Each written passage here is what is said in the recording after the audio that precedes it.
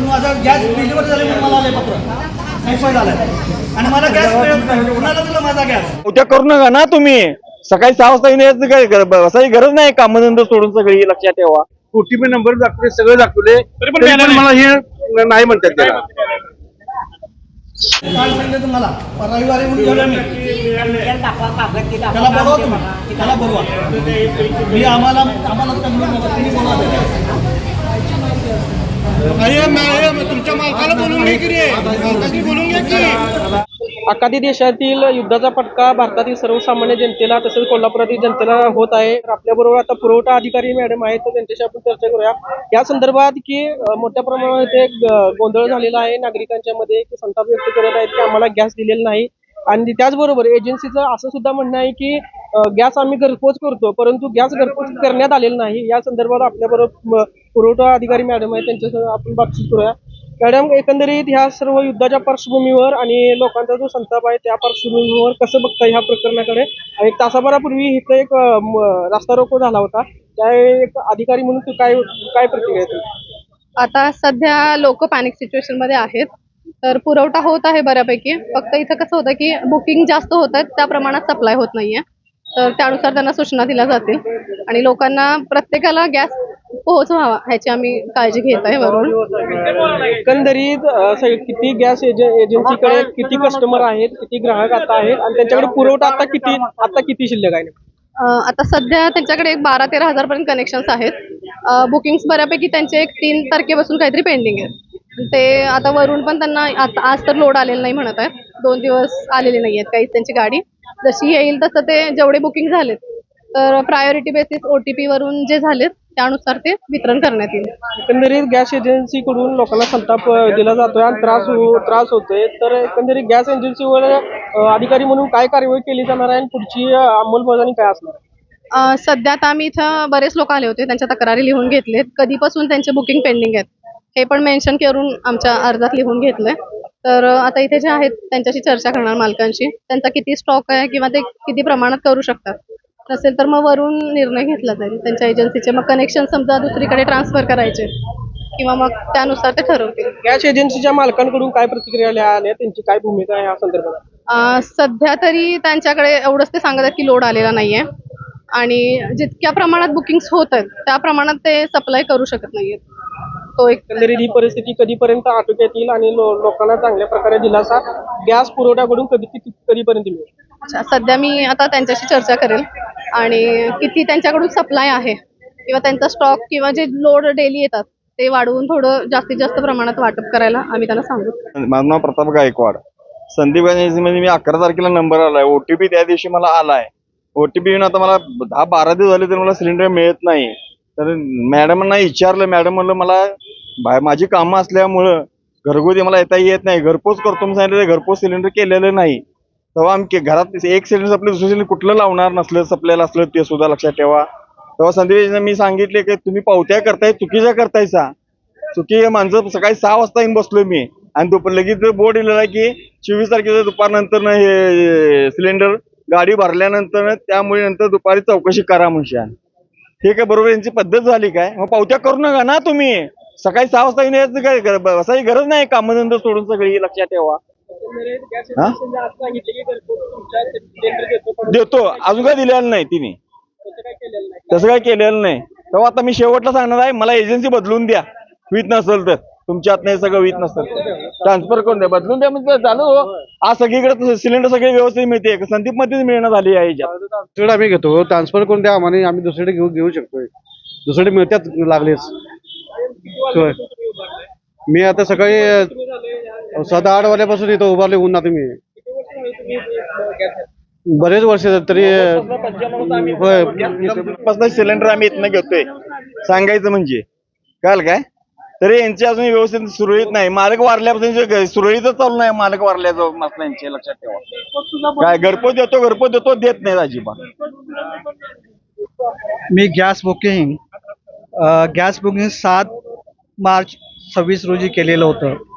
त्याचा मला OTPही आलेला होता आणि काल मला मेसेज आला की 22/3/2026 रोजी तुमचं गॅस वितरण तुम्हाला झालेलं आहे आणि कॅश मेमो 19/07 312 असा आहे, पण प्रत्यक्षात गॅस मला मिळालेलाच नाही.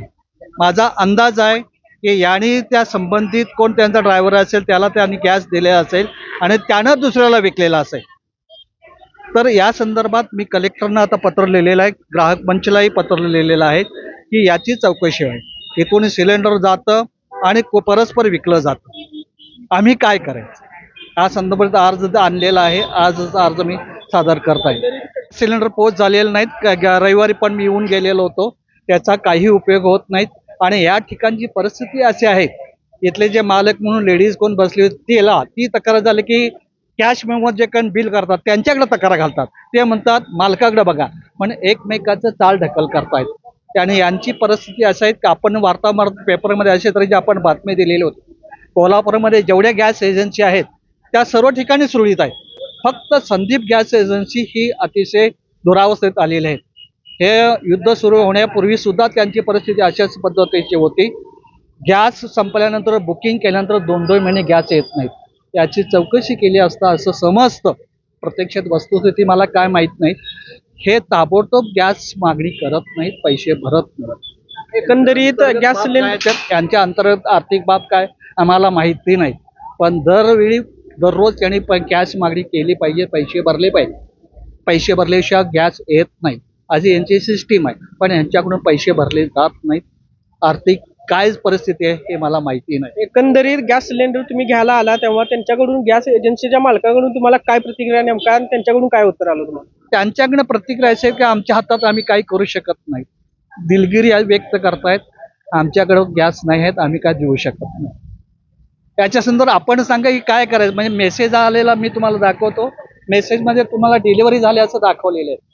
हा मेसेजही तुम्हाला दाखवतो, तुम्ही बघून वाचून घ्या. मला याचा अर्थ काय कळत नाही, पण त्यानं अर्थ विचारण्यासाठी मी आलेलो आहे. हा बघा सर, हा मेसेज काय मेसेज नाही,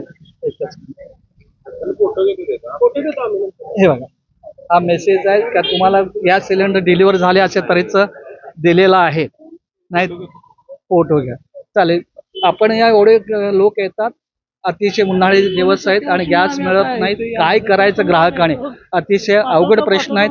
ज्याला ग्राहकचे असणारे तुमचे अन्न सुरक्षा कोण म्हणतात, त्यांचं काय नंतर अन्न सुरक्षा ना त्या विभागानं सुद्धा म्हणतात, पण प्रत्यक्षात पुरती नाहीत. 10 तारखेला बुकिंग होतं आमचं. 10 तारखेला सांगितलं 2 दिवसात तुमच्या घराकडे येणार. 10 तारखेला सांगितलं 2 दिवसानंतर तुमच्या घराकडे येणार. घरामध्ये दिवस बुकिंग करून आमच्या दारापर्यंत गाडी येते. कारण आम्हाला टाकी उद्या देतो, परवाशी करून टोलवलं नाही आम्हाला. टाकी देणार आहे की नाही तुम्ही आम्हाला सांगा म्हणतात. आणि परत गेलं की आणि 2 दिवस गेला तुमचा नंबर येणार आहे. आता मला वाटतं 15 ह्यातच घालवली तिने आमची. आम्हाला टाकी मिळणार आहे की नाही. ओटीपी देऊन पण आम्हाला दिलेलं नाही तिने. ही म्हणतात ना ओटीपी आल्यानंतर तुम्हाला सिलेंडर मिळेल, तरी पण आम्हाला दिलेलं नाही. ओटीपी मी दाखवले, हे माझा भाग आहे. ओटीपी नंबर दाखवले, सगळे दाखवले, तरी पण मला हे नाही म्हणतात त्याला. एजन्सी उपयोग आहे तुमचा. येऊन पण तुम्ही नाही म्हणतात, मग आम्ही काय करू. आमच्या नंबरला टाक्या जातात कुठं मग? नंबरला टाक्या जातात कुठं? मी 19 फेब्रुवारीला गॅस नोंदवलेला होता. 24 फेब्रुवारीला त्याची पावती काढली. मला गॅस काय त्या पावती काढून सुद्धा पावती नंबर दिला तरी सुद्धा मला गॅस काय त्यांनी डिलिव्हर केलेलं नाहीये. आणि तदनंतर मी त्यांना विचारलं का केला नाही, तर म्हणले आम्ही सगळ्या पावत्या काढलेल्या आहेत, त्या कॅन्सल केलेल्या आहेत.